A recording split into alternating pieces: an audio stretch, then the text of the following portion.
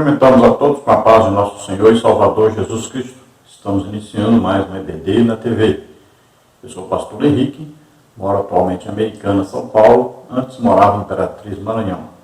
Se você deseja nos convidar, entre em contato conosco. O telefone meu ainda é de Maranhão, DDD 99, telefone 991520454. Meu e-mail henriquelhas@hotmail.com.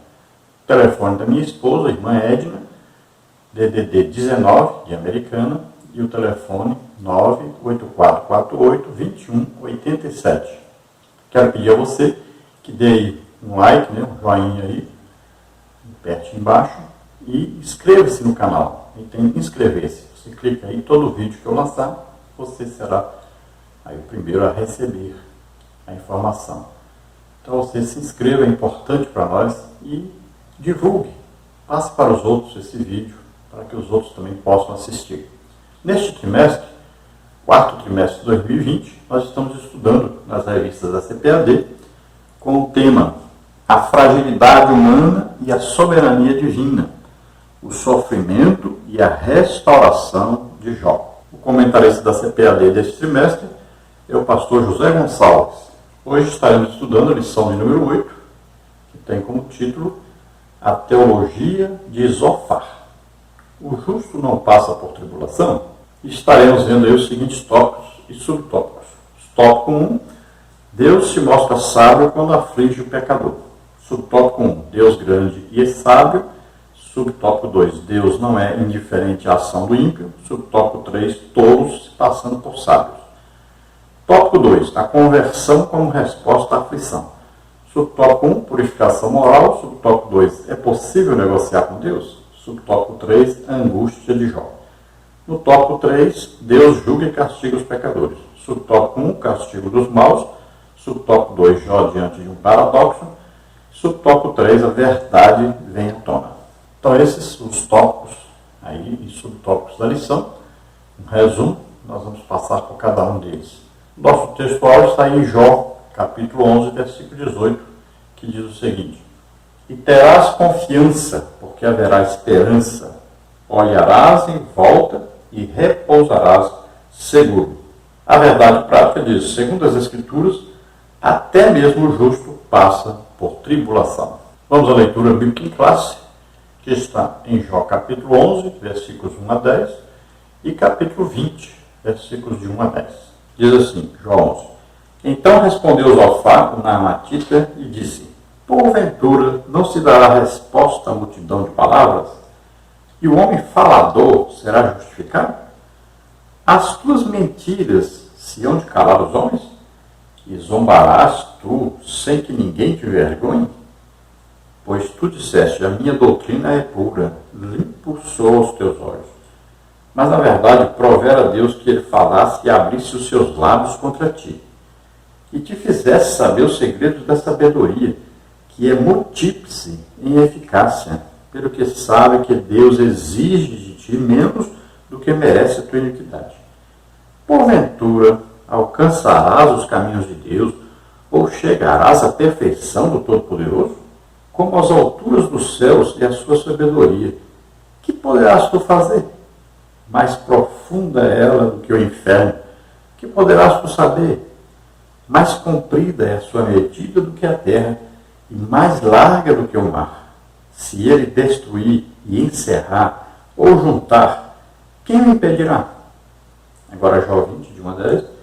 Então respondeu Zofar, o Naamatita, e disse: Visto que os meus pensamentos me fazem responder, e eu me apresso, eu ouvi a repreensão que me envergonha, mas o espírito do meu entendimento responderá por mim. Porventura, não sabes tu que desde a antiguidade, desde que o homem foi posto sobre a terra, o júbilo dos ímpios é breve e a alegria dos hipócritas apenas um momento? Ainda que a sua altura suba até o céu e a sua cabeça chegue até as nuvens, com o seu próprio esterco perecerá para sempre. E os que ouvirem dirão: onde está?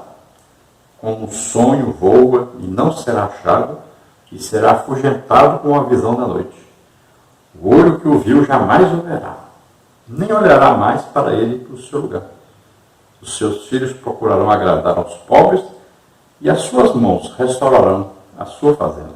Então vamos continuar aí vendo os amigos de Jó acusando a Jó. E agora é a vez do Zofar. Veja bem que parece assim uma ladainha, né? Eles estão todos ali, próximos de Jó. Um fala, depois Jó responde, outro fala, Jó responde, outro fala, Jó responde, mas todos eles estavam ali falando a mesma coisa, na verdade. Todos com aquela doutrina da prosperidade, né? E todos acusando Jó de estar em pecado. Quem tem amigos como esses amigos de Jó, não precisam de inimigos. Não é? Já pensou? Jó passando por todo aquele sofrimento e os amigos que deveriam consolá-lo, ajudá-lo, estavam ali atazanando a vida do Jó, o tempo todo acusando Jó. Então nós vamos ver que eram amigos realmente, daqueles amigos chatos, né? Que só acusam. Amigos que não têm amor, porque o amor, ele vê as qualidades, né? Ele quer levantar a pessoa, ele quer ajudar a pessoa. Esses amigos queriam mesmo massacrar o Jó, queriam mesmo acusar o Jó. Então, nós vamos ver aí que Zofar vai continuar naquela mesma teologia da prosperidade, né? Daquele merecimento. Então, ele vai continuar o que seus amigos já fizeram. E nós estudando aí essa teologia de Zofar, nós vamos ver que ela indica essa mesma teologia do deísmo, que é o que? É como se Deus tivesse criado todas as coisas, e foi embora e deixou aí tudo com as suas leis, né? Leis, por exemplo, lei da gravidade, né?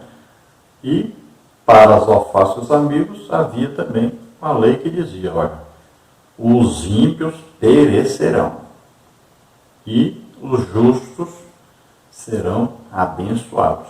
Então era um Deus aí para eles, um Deus distante, que não acompanhava as coisas dos homens e nem estava no meio dos homens nunca. Os deístas, eles não dizem que a maior bênção que existe para os homens é Deus, né, ou é Jesus. A maior bênção para eles é a inteligência, é a intelectualidade, é a capacidade de raciocinar. Então, é a sabedoria humana, na verdade.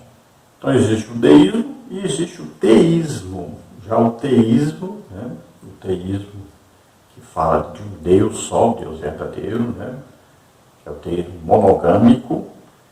Então, ele fala de Deus presente e fala também de Deus agindo através do Espírito Santo, né, com aí sinais, prodígios, maravilhas, os dons espirituais, né? Então, o deísmo é contrário a tudo isso porque Deus não está presente. Já o teísmo indica que Deus está presente e agindo. É fácil para nós cristãos, né, refutarmos o deísmo, né? Porque a Bíblia diz que nós somos um mesmo Espírito com Deus. Também a Bíblia diz que nós somos o quê? Templo, morada do Espírito Santo. Então o Espírito Santo está aqui, está dentro de mim, está dentro de você. É Deus presente. Olha, quando Jesus estava na terra, era chamado o quê? Deus, o quê? O Emmanuel. O que é? Deus conosco. Olha aí, Jesus presente. Deus mesmo presente na terra. E agora? Agora Deus continua presente na terra, através do Espírito Santo, que mora em nós. Veja bem, Deus mesmo mora dentro de nós. Então, 1 Coríntios 6,17 fala que nós somos o mesmo Espírito com Deus. 1 Coríntios 3,16 fala o quê? Que nós somos templo do Espírito Santo. E que Deus habita em nós. Continuando aí sobre Zofar, ele é o terceiro amigo aí de Jó, provavelmente, né, dos três ele é o mais novo, mas parece que ele era um pouquinho mais velho que Jó. Ele era da região de Naamá, provavelmente aí da região ali onde está hoje a Arábia Saudita. O nome Zofar, segundo o dicionário Strong, significa pardal. Já Gregório Magno diz que o nome dele significa destruição da torre de vigia, que é um nome próprio e realmente, né? Parece que Zofar queria destruir mesmo a torre de vigia de Jó, né? Queria destruir a vida de Jó com Deus. Pelo que ele fala, as acusações que ele faz, era visando exatamente tirar essa comunhão de Jó com Deus. Ele não acreditava que Jó tinha comunhão com Deus. No dicionário Almeida, diz que significa gorjeador. Então nós vemos que Zofar mais parecia inimigo de Jó do que amigo. Parece que ele tinha talvez inveja de Jó, né, pela condição de Jó anteriormente. Fica parecendo isso, porque ele acusa mesmo Jó direto. A Bíblia diz para nós que quem ama, então, ele não trata com leviandade, né? Não suspeita mal, então vê as qualidades, né? Exalta as qualidades, não aponta os defeitos, nem condena. Então, parece que não existia aí um amor e um amigo para com o outro. E Zofar acha impossível que Jó algum dia tivesse um diálogo com Deus. E é interessante que Deus fala com Jó no final do livro, nós vamos ler, e fala também com Elifaz, mas não fala com Zofar. Deus só manda através de Elifaz o recado, né? Para Elifaz, Bildade e Zofar. Então, na teologia de Zofar, Deus criou tudo e foi embora, deixou aí as leis para governar o mundo, governar os homens, e eles que se virem. Então, para Zofar, aí Deus era tão infinitamente superior ao homem que ele jamais aceitaria dialogar com o homem. Então, Deus só poderia falar com ele mesmo. Não existia ninguém à altura de Deus para que ele pudesse conversar com alguém. Essa era a teologia de Zofar. Temos hoje aí a religião, né, que ensina aí a soberania de Deus, e eles exageram tanto que Deus não está presente com o homem. Deus não usa o homem em milagres, sinais, prodígios, maravilhas. Os dons do Espírito Santo não podem operar mais, porque para eles Deus é tão soberano, está tão acima, que ele nunca vem falar com o homem nem agir através do homem. Né? E isso é o quê? Calvinismo. Isso é falta de conhecimento, de intimidade com Deus. É falta de entendimento sobre o Espírito Santo, principalmente. Então, na teologia de Zofar, o certo é que o ímpio, mesmo que pareça que ele está bem, que ele tem uma família grande, que esteja feliz, que viva muito bem, parece mais para Zofar, isso aí acaba no momento, de jeito nenhum, ele continuará vivendo também assim. E nós sabemos, é claro, e Jó também explica, que existem ímpios que vivem muito bem. Têm uma família grande, são todos alegres, felizes, e têm uma longevidade muito grande. Morrem aí depois dos 100 anos. Então, não é verdade a teologia de Zofar. Deus dá chuva para todos, né? Eu costumo dizer, olha, eu oro tanto por pessoas crentes como descrentes. Todos são curados. Não existe aí nenhuma indicação de que Deus fala assim, não, só vou curar os crentes. Os descrentes eu não vou curar. Não tem isso. Não há essa distinção. Deus ama a todos e quer que todos cheguem ao conhecimento da verdade, que só existe um Deus, um só mediador entre Deus e os homens, Jesus Cristo, homem. Então, esse todos aí indica o quê? Aqueles todos que aceitam a Jesus e formam a igreja. Antes não pertenciam à igreja. Aceitaram a Jesus, passaram a pertencer ao corpo de Cristo, à igreja. Então, para Zofar, é como se Deus criasse tudo, tivesse um controle remoto na mão, ele apertou play e foi embora com o controle e deixou por aí tudo funcionando. E tem que funcionar do jeito que ele deixou para funcionar, com as suas leis, normas, regras. Quem sair fora é amaldiçoado. E Josafá tinha um grande problema, que ele falava como se ele fosse o próprio Deus. Então ele queria, porque queria que Jó aceitasse o que ele falava, porque para ele achava que ele é que tinha entendimento de tudo sobre Deus. Conhecia tudo sobre Deus, e parece que para ele era um representante de Deus diante de Jó, para acusar Jó, para fazer com que Jó se arrependesse. Ele se autodeclarava como se tivesse o espírito do conhecimento de Deus. Ele se dizia o espírito do entendimento. Isso está em Jó 20, versículo 3. Vamos à introdução da lição que diz: nesta lição veremos o discurso de Josafá, o último amigo de Jó, a falar na série de debates. Jó capítulo 11 e capítulo 20. Ele insistirá na tese de que o justo não passa por tribulação, a semelhança do que pensavam seus amigos Elifaz e Bildade. Todavia, Josafá é mais duro e impiedoso na acusação contra Jó. Ao contrário de seus amigos, ele faz 2 discursos suficientes para derramar seu ressentimento contra o patriarca. Ele o acusa de se levantar contra a sabedoria divina e aconselha Jó a voltar-se para Deus. Então veja que Josafá continua o mesmo discurso aí de Elifaz e de Bildade, sempre acusando Jó. Só que ele faz pior. Parece que ele tem um ressentimento, alguma mágoa, alguma coisa, uma inveja de Jó, alguma coisa, porque ele quer mesmo massacrar Jó. Então ele acusa Jó de estar escondendo o pecado, de estar um pecado terrível e esconder isso de todos. Mas ele diz que Deus vê tudo e Deus sabe desse pecado. Então ele diz: ou você se arrepende, ora e se arrepende, ou você será destruído. O tópico 1 diz: Deus se mostra sábio quando aflige o pecador.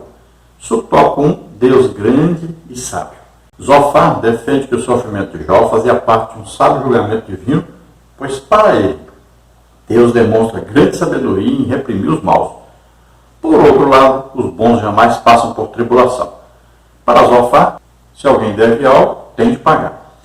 Com dureza, o terceiro amigo de Jó não demonstra a mínima compaixão pelo sofrimento do patriarca de Uz ao acusá-lo de que se comporta como um animal irracional, um jumento que não tem entendimento. Capítulo 11, versículo 12. Ao não perceber a sabedoria divina na condução das coisas. Para Josafá, Jó valeu-se da sua defesa de palavras exageradas. Capítulo 11, versículo 2. Desrespeitosas, capítulo 11, versículo 3, cheias de justiça própria, 4, versículo 4, e ignorantes sobre as coisas de Deus, capítulo 11, versículos 5 e 6. Então, Josafá atribui aí todos os sofrimentos de Jó a Deus. Olha só, para ele achava que Deus mandou tudo aquilo, Deus é que ordenou, Deus é que fez todo o sofrimento que Jó estava passando por ele. Por que isso? Porque Jó, para Josafá, estava em pecado. Então ele desenvolve sua teologia dizendo que Deus reprime, Deus destrói o ímpio e Deus abençoa o justo. Para ele, os justos jamais passam por tribulação. E Josafá acusa Jó de não ter entendimento, não ter sabedoria nenhuma, não saber nada sobre Deus, não saber nada sobre a teologia verdadeira, que condena o ímpio e abençoa o justo. E ele diz que Jó, quando fala de maneira desrespeitosa, fala exageradamente, fala com justiça própria e demonstra ser ignorante a respeito das coisas de Deus. Subtópico 2, Deus não é indiferente à ação do ímpio. O terceiro amigo de Jó acreditava que ele havia se autodeclarado puro e sem culpa. Jó 11:4. Confere com 9, 21, 10, 7. Cria também que Deus não é indiferente à ação do ímpio, como Jó parece ter sugerido. Assim, para Josafá, se Deus debatesse com Jó, como era desejo deste, então não haveria dúvidas de que ele ficaria contra o patriarca e não ao seu favor. Nesse embate, Deus revelaria já os segredos de sua sabedoria, e o homem de Uz veria que ele estava sendo sábio em tratá-lo como merecia. Logo, Jó seria condenado. Então veja que Zofar acusa Jó de estar querendo se auto-justificar diante de Deus, o que não era verdade. Jó apenas sabia que não havia cometido pecado, não estava na prática do pecado para merecer tudo isso que ele estava passando. Ele não está falando que ele não é pecador. Também ele acusa Jó de que Deus não vê as coisas que as pessoas ímpias fazem, que também não é verdade. Jó não falou isso. E ele diz claramente que se fosse possível, que para ele não é possível, se Deus fosse debater com Jó, ele condenaria Jó. Ele nem sabia, né, que Deus se agradou de Jó, que Deus não condenou Jó. Ele entendia o sofrimento de Jó. Então, para Zofar, Deus tinha condenado Jó, e se Deus fosse falar com Jó, só se fosse para acabar de condená-lo mesmo. Tópico 3, tolos se passando por sábios. Jó reage com ironia à sabedoria defendida anteriormente por seus amigos, voz, Jó 12:2. E agora por Zofar. Esses, juntamente com seus amigos, haviam se ajuntado como legítimos representantes do verdadeiro saber. Zofar, pois, pretende representar o próprio Deus em seu discurso, Jó 13. Todavia, Jó está convencido de que isso não passava de charlatanismo. Vós, porém, sois inventores de mentiras, e vós todos médicos que não valem nada. Jó 13:4. Ele, portanto, está resoluto em deixar os amigos e ir à procura de Deus. Mas eu falarei ao Todo-Poderoso e quero defender-me perante Deus. Jó 13:3. O patriarca estava certo que havia uma sabedoria do alto, que seus amigos desconheciam por completo, e quando revelada, ficaria ao seu lado. Confere no capítulo 28. No lugar dos julgamentos dos homens, há uma sabedoria do alto que sonda os corações dos que são chamados pelo nome do Senhor, pois este não vê como os homens veem. 1 Samuel 16:7. Então veja que Jó, quando vai falar, ele acusa os seus 3 amigos de serem mentirosos. Porque eles ficam inventando coisas, dizendo que ele falou uma coisa que na verdade ele não falou. Ficam acusando Jó de estar em pecado terrível, de estar em prática de pecado. Então eles acusam aí todos os 3 de estarem mentindo, principalmente agora Zofar, com quem ele está falando agora. E ele acusa também Zofar e os seus amigos, os outros, de que todos estão praticando charlatanismo. O que é isso?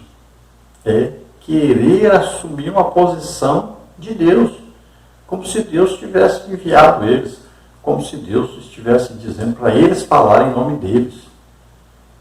Então ele os acusa de estarem aí querendo assumir uma posição que Deus não os chamou para exercerem. Então ele diz: eu vou desprezar o que vocês estão falando, eu vou procurar conversar com Deus, eu vou procurar apresentar a Ele a minha defesa. Eu sei que não fiz, aí não estou nesse pecado terrível, na prática de pecado, para poder merecer o que está acontecendo comigo. Então ele sabia disso. Então ele quer conversar com Deus, ele quer saber por que tudo aquilo está acontecendo com ele. Então ele acreditava que no lugar de condenação, ele receberia de Deus a bênção de Deus. Ele sabia que Deus, por fim, daria a solução ao seu problema, à sua situação. Ele acreditava nisso, ele tinha fé nisso. Então ele buscava que Deus falasse com ele. E ele sabia que Deus o ouviria, que Deus resolveria a sua situação, que daria a ele um alívio. E isso indica uma fé num Deus poderoso para resolver todos os problemas, Uma fé num Deus amigo, companheiro, cheio de amor. E nós vamos ver, no final do livro, que exatamente isso que aconteceu. Deus Ele até superou as expectativas de Jó. Vamos ver agora o tópico 2, a conversão como resposta à aflição. Subtópico 1, purificação moral. Nos versículos aí de 13 a 20 do capítulo 11, Zofar conclui seu discurso sobre a situação de Jó. Ele não tem dúvidas de que o patriarca está em pecado e, por isso, a única forma de ele se restabelecer é por meio de uma purificação moral. Zofar, portanto, conclama Jó ao arrependimento e conversão. Ele enumera 3 passos para que isso aconteça. Conduta correta, versículo 13, oração, versículo 13, renúncia do pecado, no capítulo 11, versículo 14. Então, segundo Zofar, se Jó cumprisse essas condições, reconhecendo que estava em pecado, Deus o restauraria de sua miséria.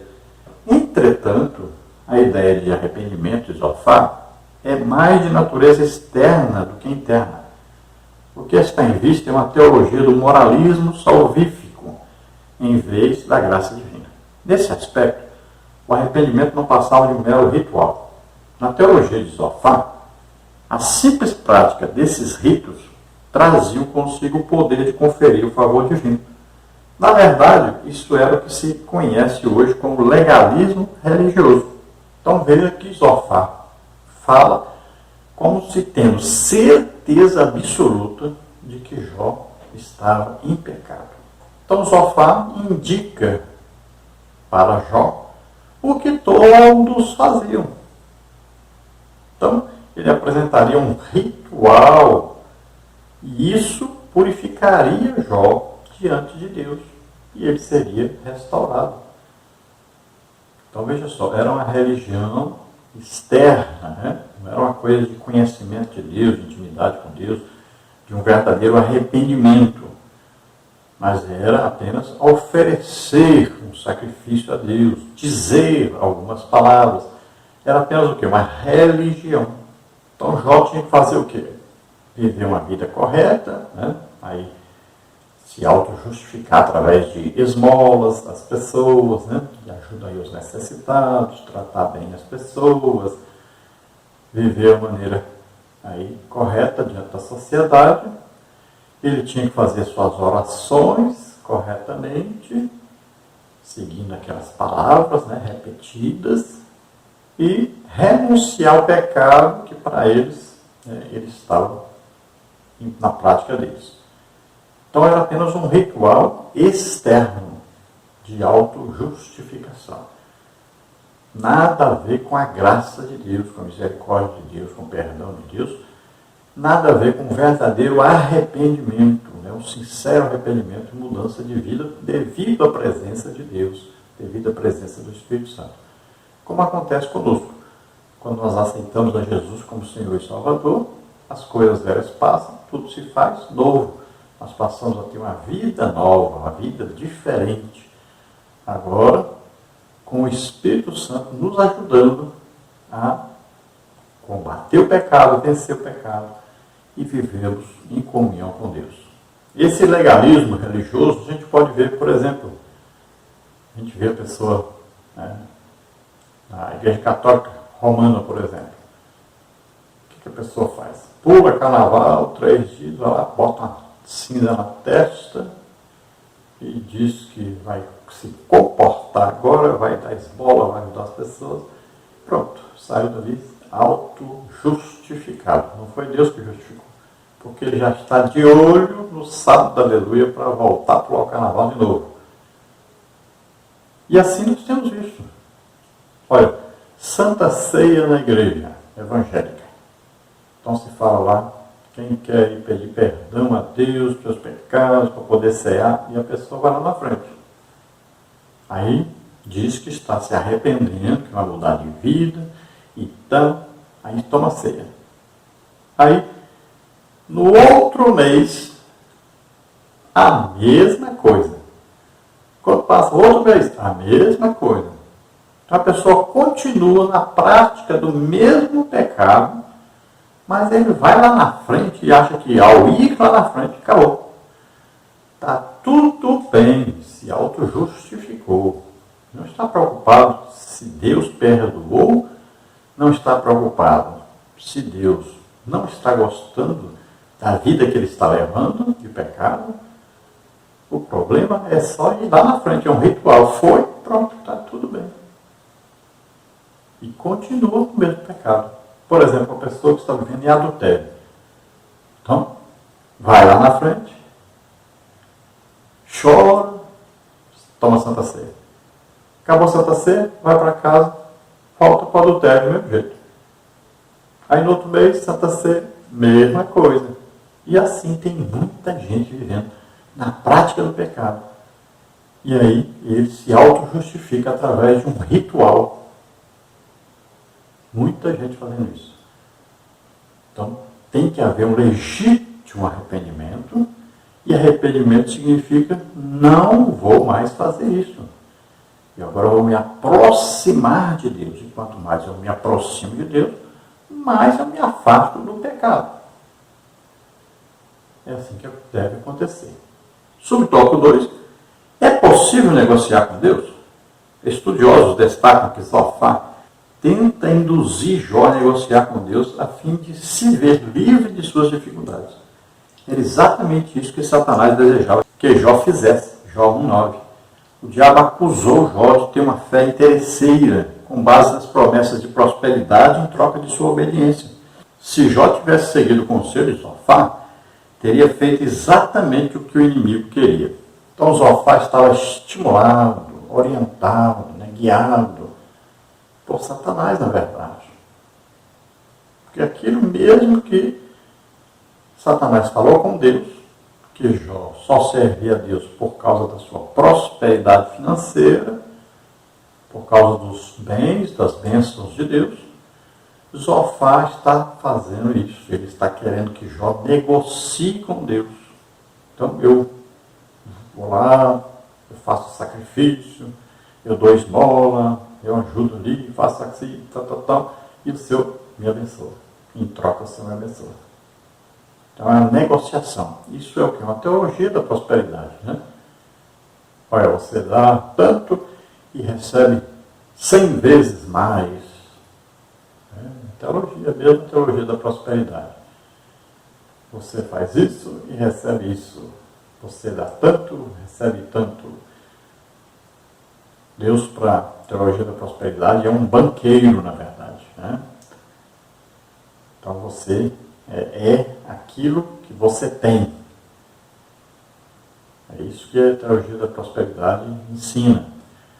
Você não pode passar por dificuldade financeira, você não pode ficar doente, você não pode ter uma família aí com problemas, tudo tem que ser tudo 100% tudo bem, porque você merece, porque você aplica dinheiro na igreja.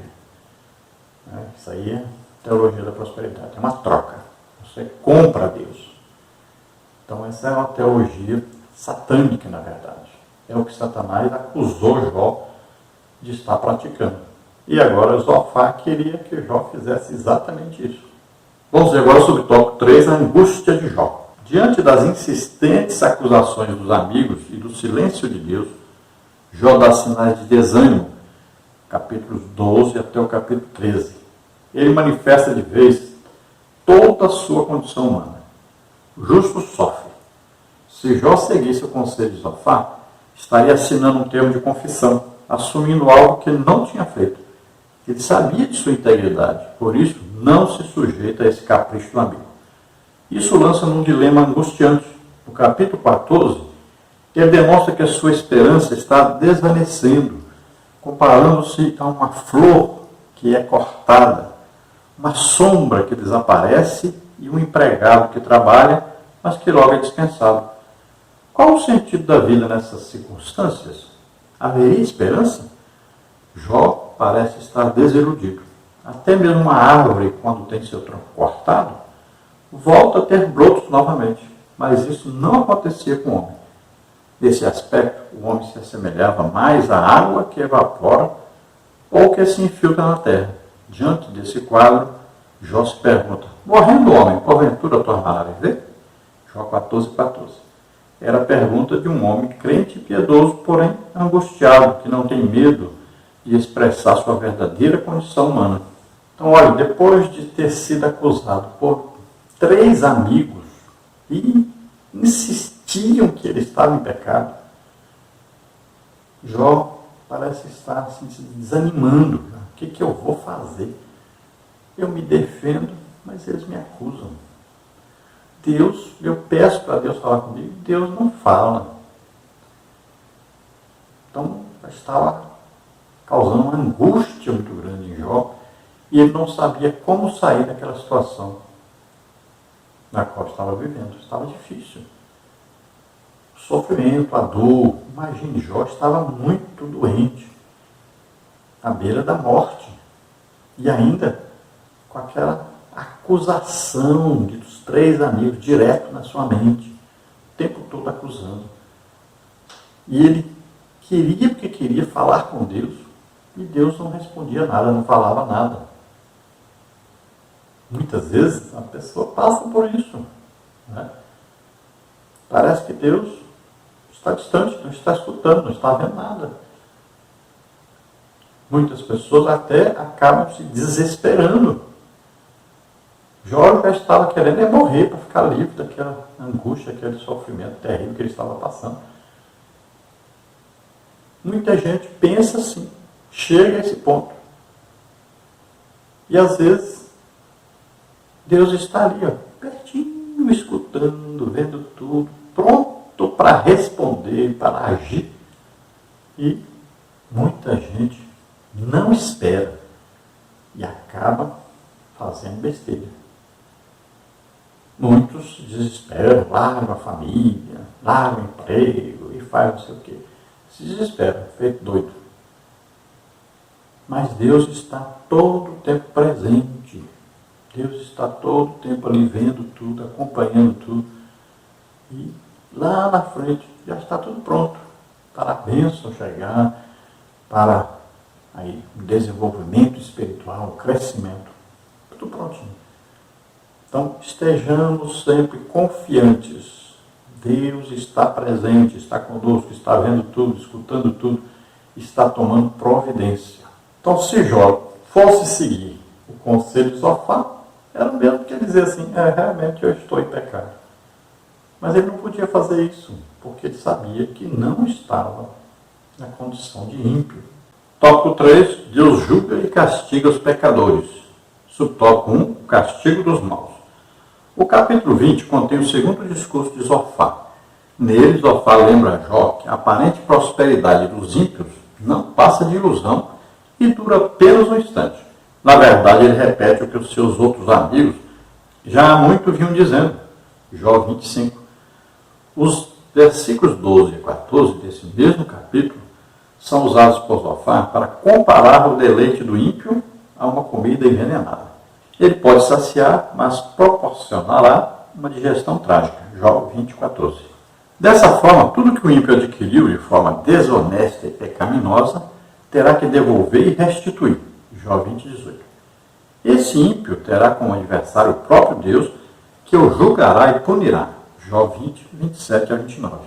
Então Zofar quer convencer Jó que o ímpio, mesmo que ele prospere, esteja vivendo muito bem, mas já ele vai ter que pagar por tudo que ele fez de errado, por todos os seus pecados. Na verdade, a diferença clara aí é que Zofar, ele acreditava que o ímpio pagaria aqui na terra, quando na verdade nós sabemos, né, que nem sempre acontece isso. Agora, após a morte, aí segue-se o juízo. Aí sim, todos os ímpios serão lançados no inferno. Todos. E depois, no juízo final, serão lançados no lago de fogo e enxofre. Então, nós sabemos disso. Agora, para Zofar, isso acontecia aqui na terra mesmo. Agora, Jó pensava diferente. Jó via que várias pessoas ímpias se davam bem, viviam muito bem e tinham até longevidade, viviam muito mesmo, sendo ímpios, sendo pecadores. Então, para Zofar, existia aí uma recompensa para o ímpio aqui na terra mesmo. Aqui mesmo ele pagaria. Não tem muita gente que diz assim, não, o inferno é aqui na terra mesmo, você fez, você vai pagar. Tem muita gente que pensa assim, né? Acontece com alguns, sim, mas a maioria não. Não acontece nada para eles. Só vão saber após a morte. Vão ser lançados no inferno, onde estarão em sofrimento.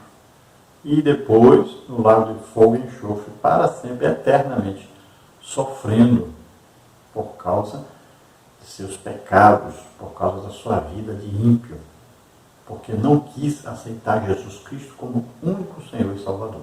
Sobre o tópico 2, Jó diante de um paradoxo.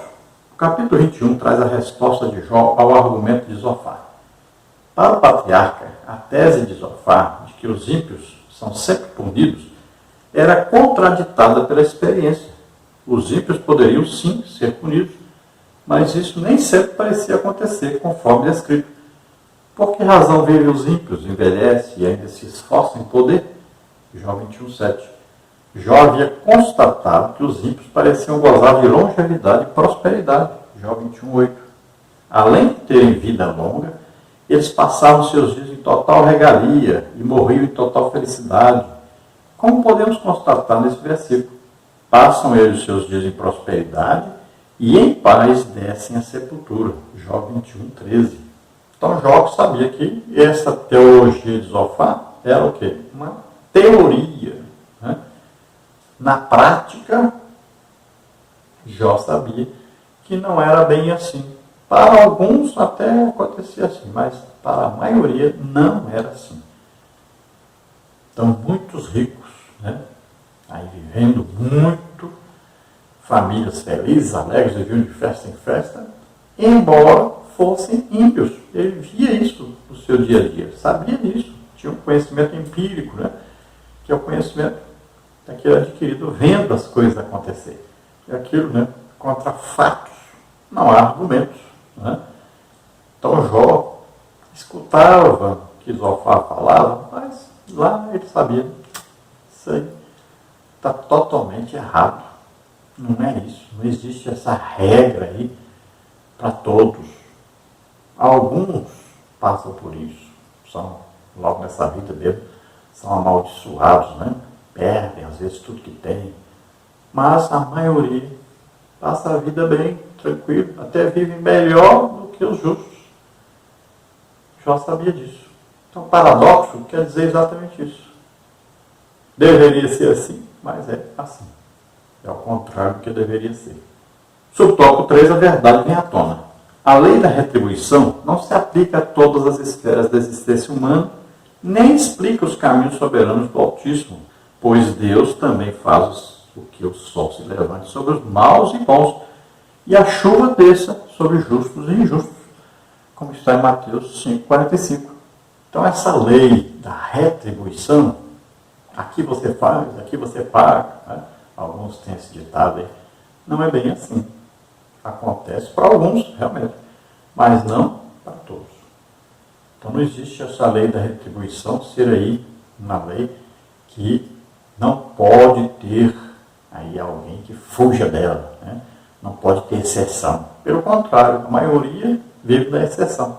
Então nós temos que entender que Deus manda aí chuva para todos, sol para todos, tanto faz ser ímpio como ser justo.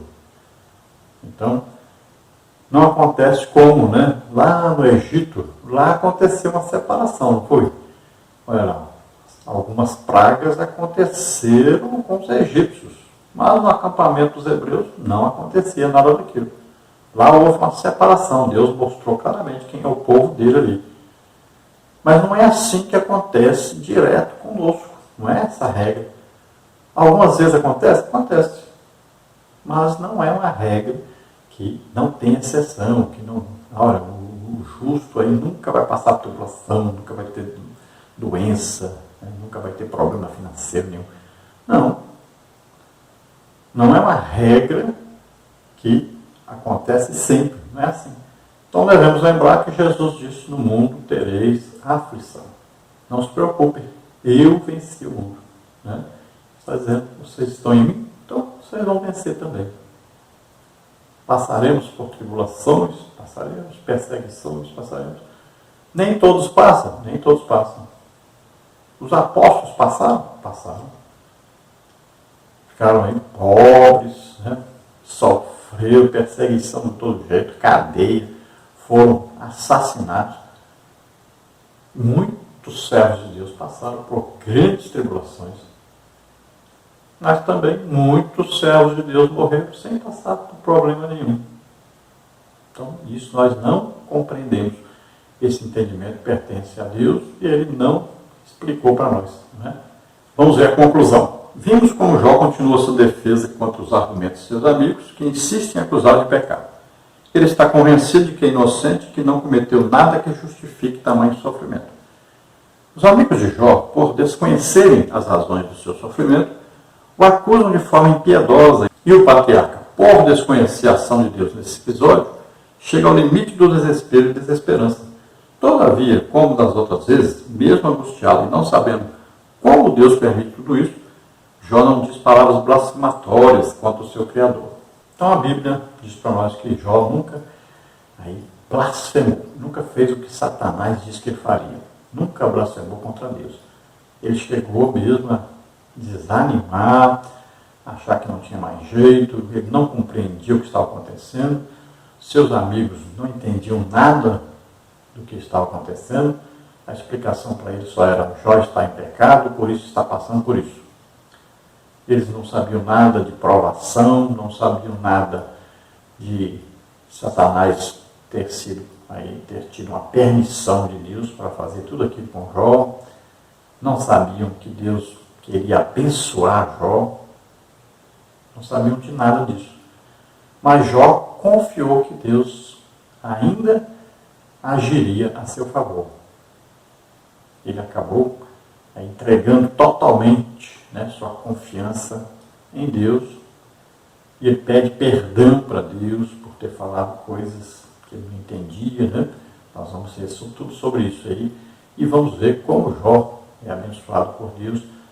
Tudo isso nós vamos ver nas próximas lições. Vamos acompanhar aí o livro de Jó e vamos aprender com o livro de Jó a sermos cada dia mais fiéis a Deus e confiarmos que Deus está no controle de tudo, está vendo tudo. E, por fim, nós seremos abençoados. Glória a Deus. Nós vamos orar agora. Se você deseja entregar sua vida totalmente a Deus, se arrependendo agora dos seus pecados e aceitando Jesus Cristo como único Salvador, Senhor, como aquele que morreu em nosso lugar na cruz, levando sobre ele nossos pecados, doenças, enfermidades, maldições, tudo que nos era contrário, Jesus levou sobre ele, morreu por nós na cruz, em nosso lugar. Mas ele ressuscitou, está vivo, e está à direita do Pai, onde intercede por nós. Então você que quer hoje se arrepender e aceitar esse Jesus como único Salvador e Senhor, faça isso agora. Vamos orar juntos. Você receberá o Espírito Santo, você receberá o selo de Deus. Você vai passar a pertencer a Deus, vai passar a ser filho de Deus. Vamos orar agora.